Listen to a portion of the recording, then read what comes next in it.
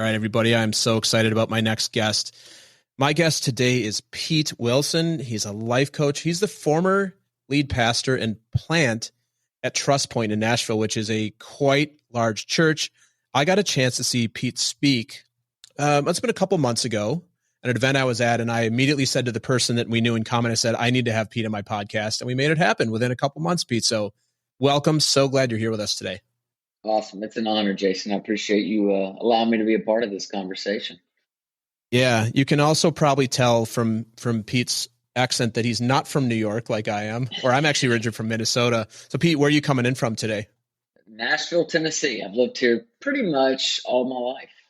Yeah. I was there last week. I love Nashville, and I'd never been there until last year, and I've been there 7 times in the last 9 months. I love Nashville. Never a shortage of things to do. No, it's such a cool city. It's a fun place to live. I didn't realize, and maybe it wasn't cool growing up. I don't know. Maybe it's like a new thing, but it is a great city. I love it. Yeah, that's great. All right, Pete, I know we have a lot to talk about, so let's get right into it. What's something you nerd out about? So I would say I nerd out about gardening. I for some reason, ever like post college, I planted my first garden and vegetable garden, and I love it. I study it. I love planting new things every year. I love taking care of it, eating out of it. I guess maybe even before gardening was kind of a cool hip thing. I really enjoy it. Something about it. I love it. Yeah.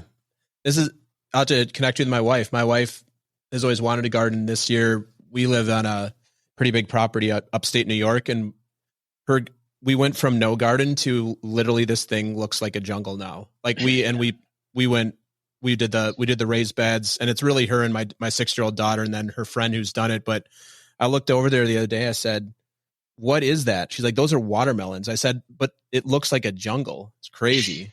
But it's been a lot of fun, brings her a lot of joy, and it's so amazing to eat that food out of there. It tastes so good. It is. And were you going to ask my favorite thing to grow? Well, I was going to ask you 2 questions, Pete. 1, what's your favorite thing to grow? And 2, what's the new thing you're growing this year? Since you said you like to do something new every year. Yep. So, favorite thing to grow is probably corn. Just because it's big and it just looks impressive, it's kind of cool. It does. And the new thing, my favorite new thing this year is kale. I've never grown kale before, and I planted way too much of it. I have it every day for lunch because I have so much of it. But I'm loving kale. Yeah, you're officially hipster status in New York if you love kale. Like the hipster, like kale salad, kale on everything. Kale is good. My wife's growing kale, or we're growing kale as well. It's really good. Did you grow up in any sort of horticultural family or anything, gardening, farming, anything like that? I didn't, but the very first church I planted, I was a senior in college, and it was kind of in a rural area in southern Kentucky, and a lot of them had gardens, and I just would visit with them, and this lady gave me this really, really old book about gardening, and I still have it to this day. It's kind of my little gardening Bible, if you will.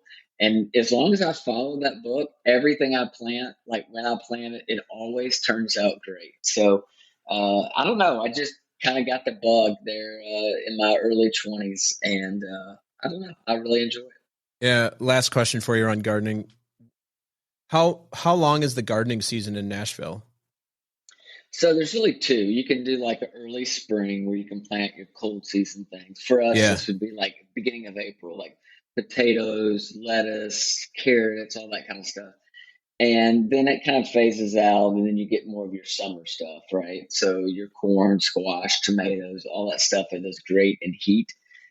So that's kind of beginning of June for us. Nice. And we're just now really kind of getting that stuff. And you could technically plant a fall garden. I'm usually by that point done with it, and I'm just ready for a break. Till the whole thing under and wait until next spring. Yeah. Oh man, so many good analogies about planting churches, planting gardens, like the energy that we start things with and now we end them. It's so good. I love that. Yeah. Where we live in the Catskills, like 110 miles northwest of New York City. Around October, we're done. Like because of the weather, like we can have snow, like things die and the grass stops growing, and then we don't do anything until April. But then we get the April season is amazing because of all the water. Awesome, Pete. So let's move into comfort zones. Something as a coach, I'm sure you spend a lot of time with your clients on. As a former pastor, I spend a lot of time there as well. Yep. What's something that's inside of your comfort zone that you know is outside somebody else's? And I'm going to caveat this question and take the old public speaking, teaching in front of large rooms right off the table, because that would just be way too easy. Yeah, that would have been my go-to. So you of course, I did catch you. You're episode 140, I believe. So I know how this goes when I interview speakers. And yeah, I would say something that's in my comfort zone, that's outside of a lot of other people's comfort zone, is asking difficult questions. And that it hasn't always been in my comfort zone. That's something that I really learned. And probably the biggest difference between what I spent my life doing, like the first 20 years of my adult life, versus what I'm doing now, is I spent, a couple decades essentially speaking and telling people what they should believe.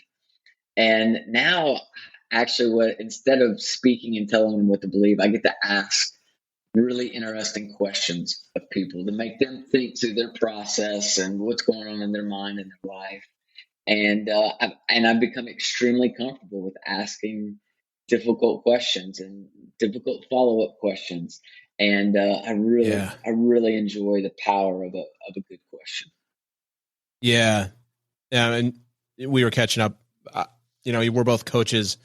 That is something that you get trained to do. And it is one of the things that I don't know, I'd love to get your opinion on this.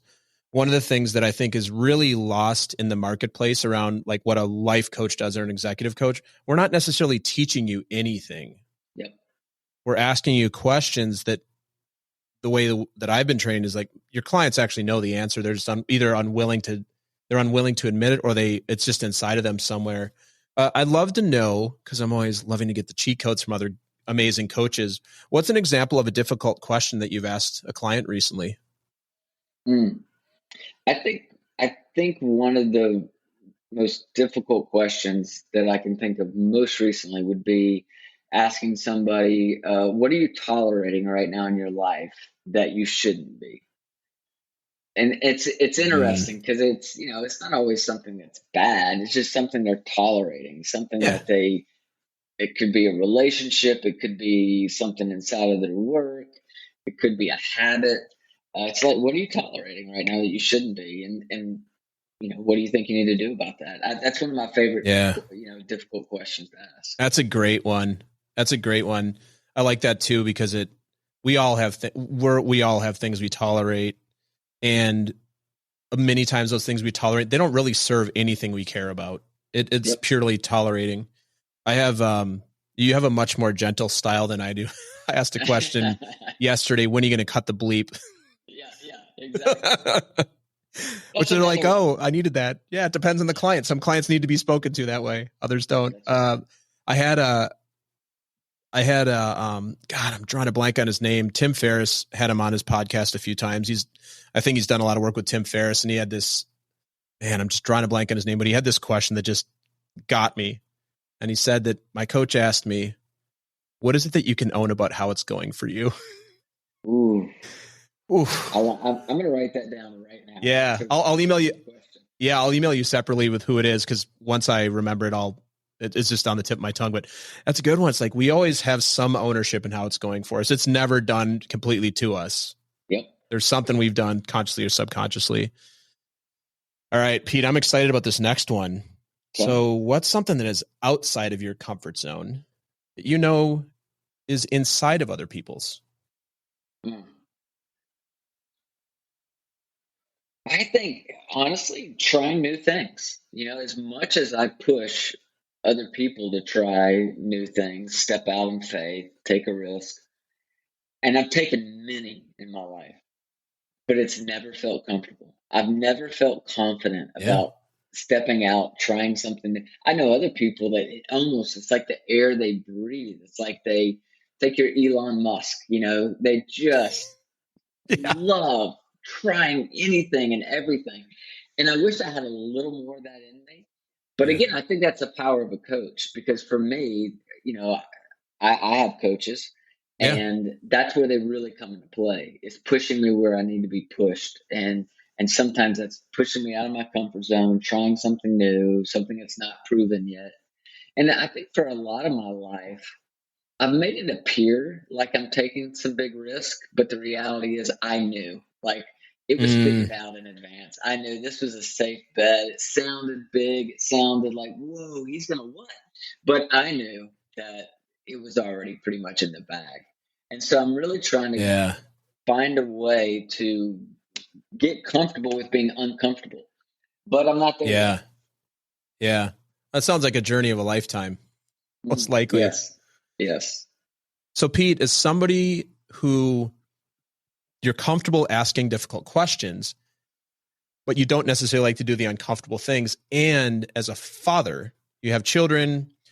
How do you address that with the children? And I know you have a young child, so they're probably a little young for this, but for the older ones, how do you address this with them? Like, do you see this pattern in them? And do you encourage them to ask the curious questions? Do you encourage them to also get outside of their comfort zone? Yeah. I absolutely do encourage them to get out of their comfort zone. And I think that they are more comfortable with the uncomfortable than I ever was. All three of my boys, older boys, play football, which is something I never did. It's not a part of our history or story. They have always been willing to go out there and just give it their all. My youngest son, who is 16, is a sophomore in high school. This year, he's going to be the quarterback for the varsity team. And Nice. he really finds himself in this, he's grateful for the opportunity, but he also knows he's a little bit outside of his league. But he's totally stepped up into that. And, I don't know. I'd like to think that some of that has been myself, their mom, shaping them, preparing them to step into those uncomfortable moments that challenge them to rise above what they currently have. Yeah. Um, I'm sure it's a mix of that and personality and all kinds of things, but it's fun. It brings me great joy to watch my kids get out of their comfort zone, and at the same time, they're probably my greatest inspiration for why I'm willing, even though I'm not comfortable with it, I'm willing to get out of that comfort zone Yeah. because I want to model that for them. Right? I want Yeah. them to see me take on new challenges. So it's been fun to watch that. Yeah. That's awesome, Pete. All right. I love asking this of people who speak for a living partially. This is how I met you. I saw you speaking to a large group of us. So if I gave you, that's a great question to ask a former pastor. I mean, how many, I was actually talking about this with somebody said, a pastor's a tough job because you have to write a speech every week. Like every week. And I know if you go to seminary, you get trained how to do that, but that's a lot of content to generate. You know who it was? It was our friend Rory, who said, pastors have it more than anybody else because speakers, I think Rory said, he's like, I wrote this speech like 5 years ago and get paid a bunch of money to go deliver it. It's the same thing I've done 1,000 times. Like every week, Pete's got to come up with something new, at least for a year. And then you maybe rinse and repeat. But if I was to give you 5 minutes and you had a message to share with the entire world, what would you talk about to us, and what would you want us to do at the end of the speech? In other words, this is what's the call to action? This is the Sunday walk away. Like, I'm inspired. I'm going to go and do this thing. What would that be? Yeah, I think it kind of falls in line actually with the event that you and I met at. And I was speaking on the power of thoughts. I think right now in this season of my life, I am mesmerized and almost also a little embarrassed that I didn't connect the dots earlier in my life. But this whole idea that your life is moving in the direction of your most powerful thoughts.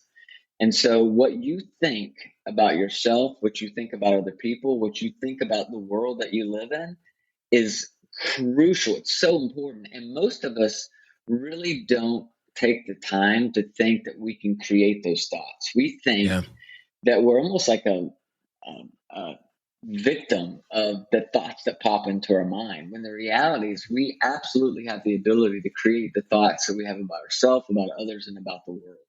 And so if I had 5 minutes with a group of people, I think, even though it's not a lot of time, I would dig into this idea that your life is moving in the direction of your most powerful thoughts. And I think my call to action, what I want to leave them with, is do you like the direction you're headed? And if not, exactly. let's work on your thought life, right? And because it Right. is something that we can all work on. Yeah. I love that. Before we go to the commercial break, this is so perfect. Behind me, and the audience can't see this, but these yellow books are somebody that I know is an amazing leadership development person. And literally we recorded him yesterday in this podcast. That little box is a box of 46 circular cards, and they're called change cards, and they're prompting questions you could use in a workshop, you could use live. And because I know him and we know each other, he's like, hey, for the podcast, what I want to do for your section where I'm going to ask you something, I'm actually going to ask you to answer a couple of these questions. And what's really fun about these is he held up the screen. And one of the questions, Pete, was, what's a limiting belief you have about yourself right now? And what's another belief you could have about it instead of the one you currently have? And I love that because it's like so easy. And for me, it was like I'm a little bit overweight. And I'm like, well, no, I mean, maybe statistically, but actually I'm in the best shape of my life since college. And that's something to be proud of. It's like the reframe. I love that. That's so good, Pete. Well, thanks for everything you shared with us so far. We'll be right back after this. The Talking to Cool People podcast is brought to you by Jason Frizzell Coaching. Jason works with amazing people who are looking to find and develop their passion and purpose and create their journey to wherever it is they want to go. Check us out at jasonfrizzell.com, Facebook, or on Instagram. Jason loves hearing from anyone who thinks it would be cool to connect, to be coached, or to be a guest on our show. Email him at podcast@jasonfrizzell.com or DM him on Facebook and Instagram. And now, back to some more amazing conversation on Talking to Cool People. All right, Pete, we're back. So what else do you want us to know about you? That's a great question. I think an important part of my life is that, I went through a really tough season. I mean, a difficult season. I went through a divorce, which was just devastating to me. I think any divorce is tough, but when it's public divorce and when you're a pastor, it's like you can do a lot of things as a pastor, but the one big no-no is go through a divorce. So that was a really, really tough season in my life. And when it leveled me. I'm a people pleaser. Yeah. Instead of find myself all of a sudden in this situation where the people who don't approve of me, not happy with my life, blah, blah, blah. Yeah, it was I had probably a 2-year period where I felt like I was at absolute rock bottom. But coming out of that and really being empowered to realize that I did have the power to bounce back. I had the power to come back. I had the power to get back up on my feet again and figure out how do I want to create my life moving forward. I don't have to live a default life where I'm somehow the victim of circumstances around me or people's opinions, but I can create the life that I want. And I had this blank canvas, and it lit me up in a way that I really hadn't felt alive in a long time. But that's a big part of who I am, is feeling that pain and hitting that rock bottom that I did, and also being able to overcome that and rebuild and discover a life that, while it's not what I ever thought it would be, I'm so grateful. And I love the life that I'm getting to live these days. Yeah. I really am. Pete, I'm going to assert that you didn't do that alone. That's right. Therapy, counseling, fellow pastors, maybe coaches. I was just thinking about this. I grew up going to church, and I just think about the context, the belief system that people in a congregation put on the pastor, and how when you see them as fallible, call a divorce, even if it's not fallible, maybe it was the right move. But I can imagine somebody who's this guy? Who's this guy to stand up here when, he doesn't have his blank together? That must be so challenging. It sounds like it was something that needed to happen in order for you to live the life you're living now and have that beautiful little 1-year-old and do all the things and get to run your own business now. And, I feel like being a pastor is a lot like being a teacher or a principal. Some of it sounds amazing and some of it just sounds absolute misery. Yes. Yeah, your observation is spot on. There's some amazing things about it, And it certainly has to be like a calling in someone's life to put up with the other side that's not so amazing. And there's such different skill sets usually. Like if people that are like, I love people, I love to get up and speak in front of people. I like to write content. Like, oh, and also you have to do your taxes and file these forms with the IRS. And like, I may be speaking from experience. I think you and I are similar. I'm like, nope, don't want to do that. Oh, you have to be a leader of people too. And like, oh, they're not motivated. How do you? Yeah, it's a lot. Amazing. It is a lot. Yeah. Well, so Pete, what would you like to ask me that I can answer for you and for everyone listening? Because we don't really know. We've only known each other about, other we were in a room, we didn't get a chance to talk. We've known each other for about 32 minutes now.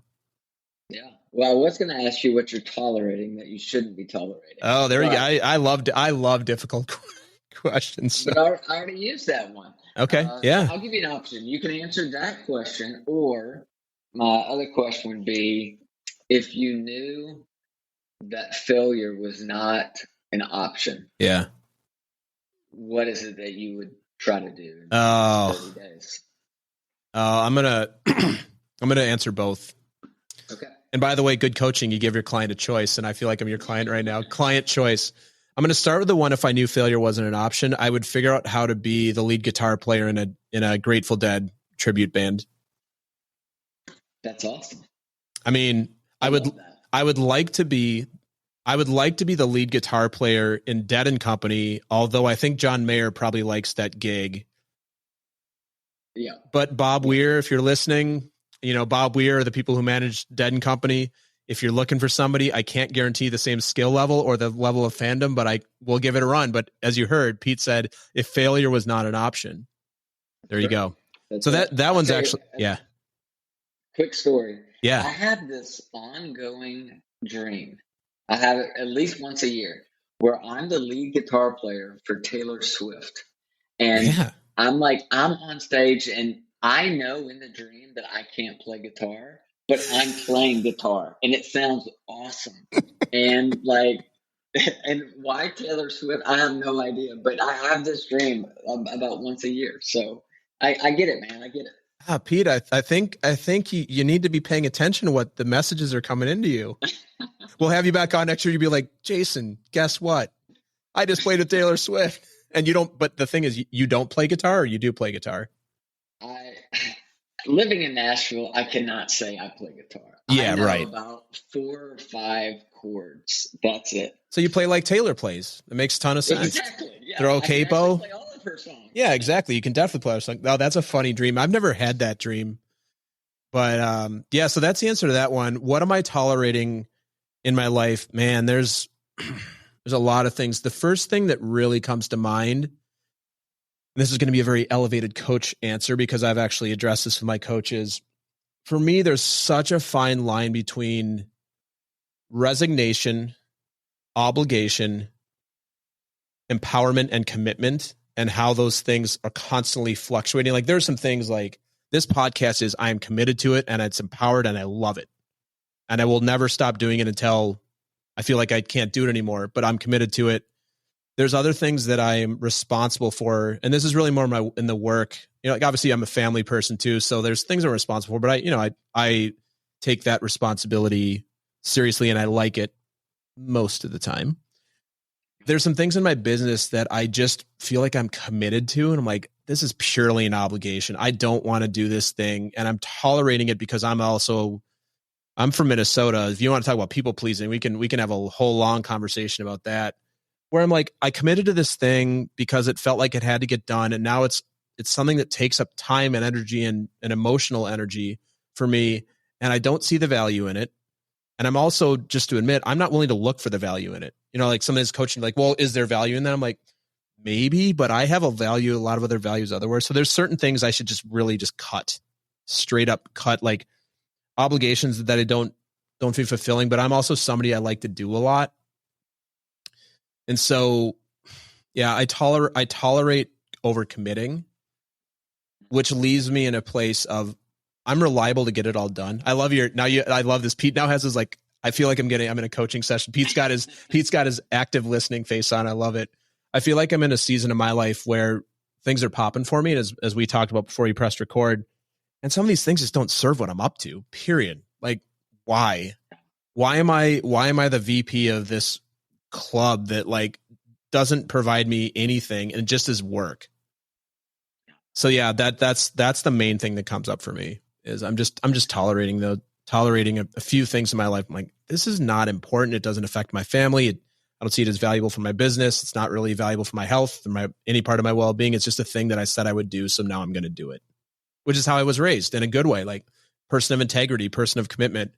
You say you're going to do the thing. Now you need to do the thing, even though it might be painful and you don't see how it serves you. And quite frankly, it's low stakes, but it's probably the breakthrough in my lifetime is to say no to things that I don't want to do.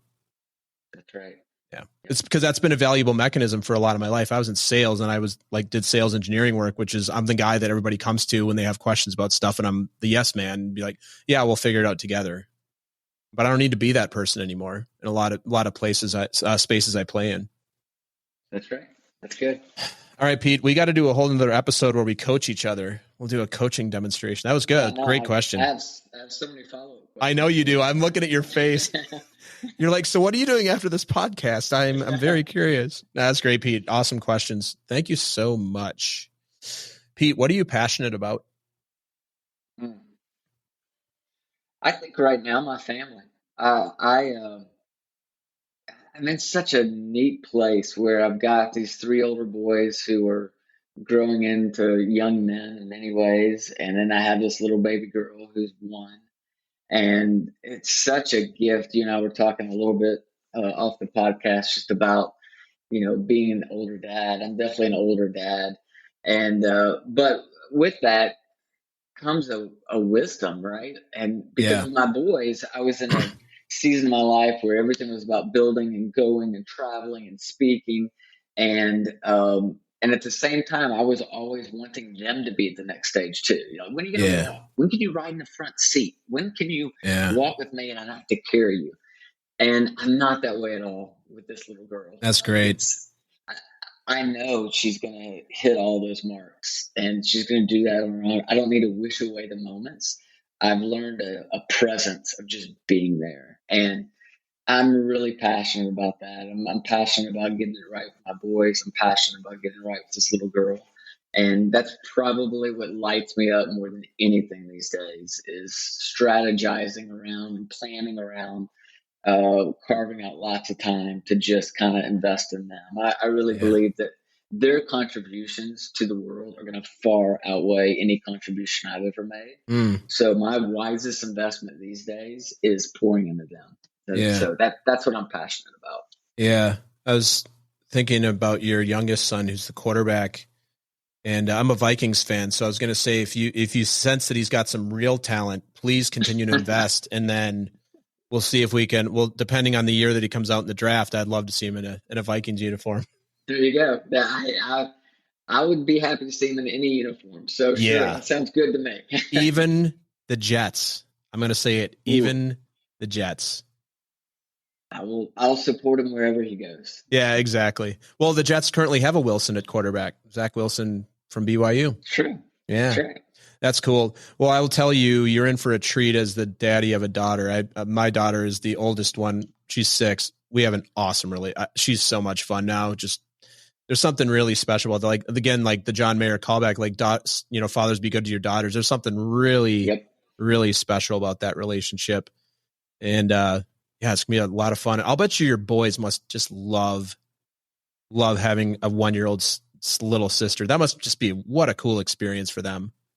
Yeah. At first they were a little bit hands off, but they're learning their way. I noticed this summer we went to the beach for vacation. They kept coming over and getting her and going for walks. Yeah. I'm like, man, that's great. They're going to spend all this time with her. But I also discovered that that when they have that little baby, that little baby's a chick magnet. And so they get to talk to all kinds of girls. So they're using it to their advantage. Smart men. I will say this, whoever ends up dating your daughter, that's a frightening proposition.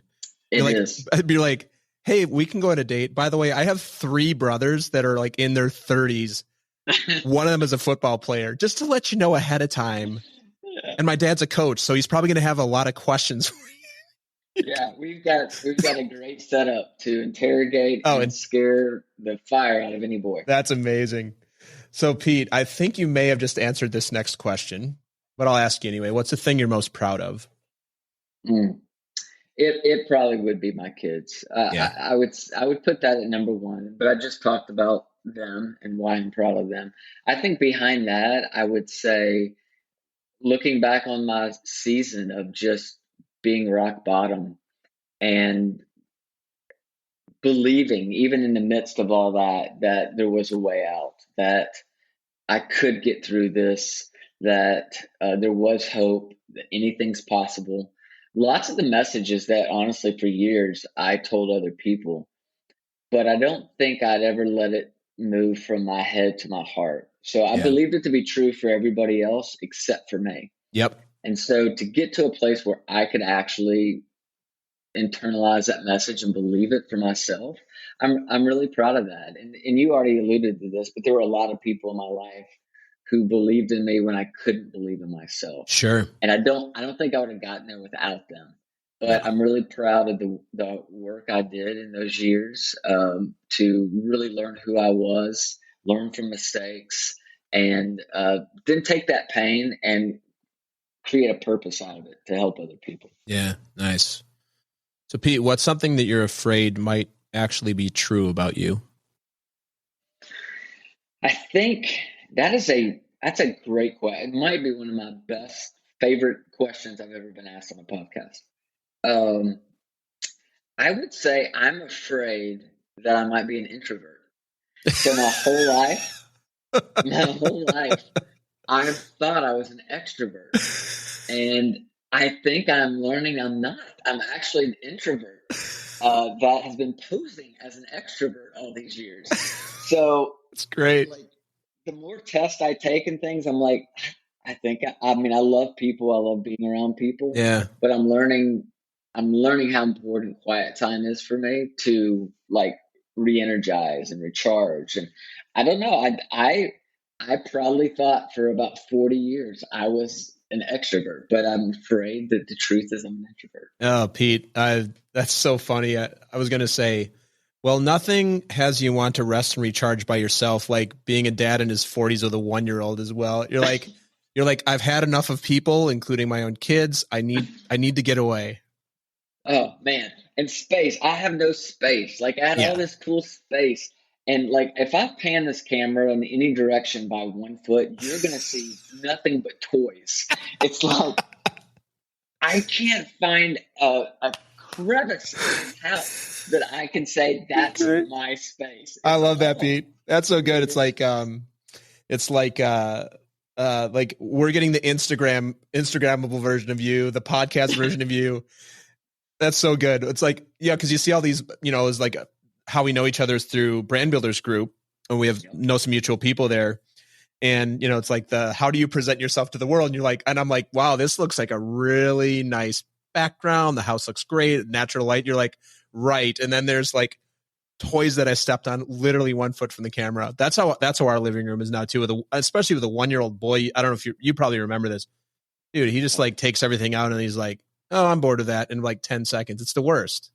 It's crazy, man. I forgot about that stuff, but you blocked it out of your memory. Yeah. Yes. Well, I was going to ask you now. So the second part of this question is, so we've distinguished that you're afraid that you might actually be an introvert. How do you compensate for that? Yeah, I think for me, I'm just now learning. To be honest with you, it probably has a whole lot to do with why I burned out so bad 6 or 7 years ago, because I didn't have space to kind of retreat and fill back up. Kind of similar to answer the question I asked you about what are you tolerating. No one ever taught me how to say no. All I was taught was say yes to every opportunity that came along. And I was always plagued by this. If I say no to this, I might not ever get that opportunity again. Right. Which sounds really noble, but man, that can lead to a really vicious cycle. And so most of my life, I didn't compensate for it. Now I know better. And even when I'm like looking at my calendar for a day, I know that there has to be moments, hours scheduled in there where I'm really focused and I'm doing writing. And, with my coaching, my limit for a day is three clients. If I'm forced into a situation where I have to coach more than 3 people in one day, they're not getting my best. Yeah, for sure. It's a lot of energy.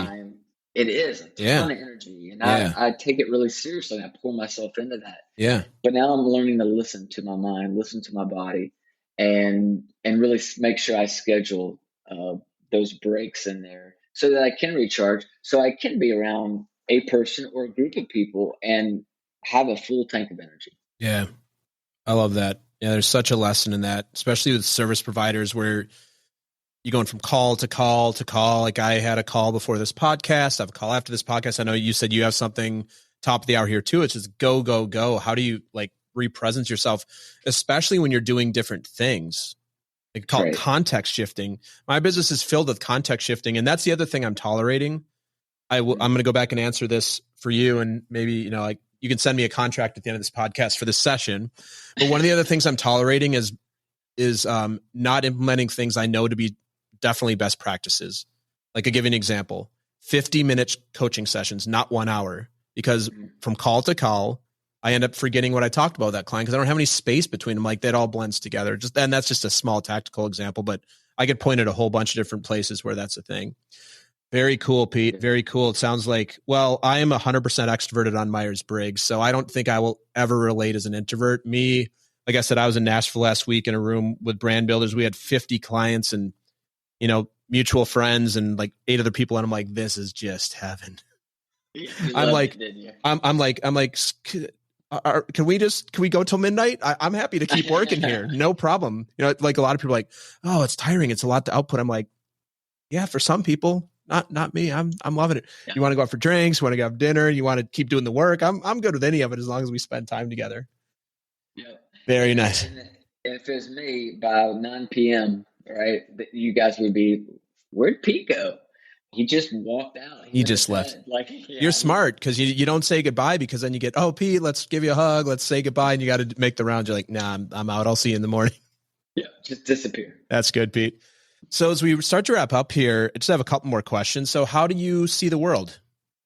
It's a great question. I see the world and life in general as if life is happening for me, not to me.